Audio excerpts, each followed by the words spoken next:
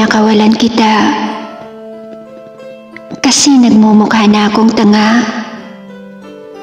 na umabot ako sa punto na halos araw-araw at gabi-gabi na hindi ako makatulog sa kakaisip sa'yo kung bakit tayo nagkaganito.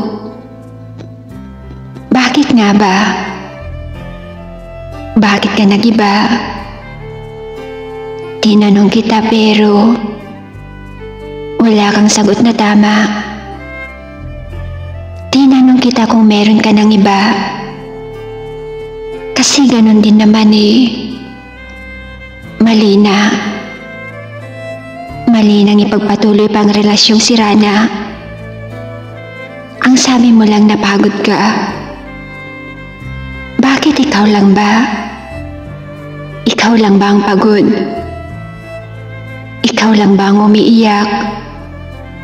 Sa tuwing mga puso nating dalawa ay wasak?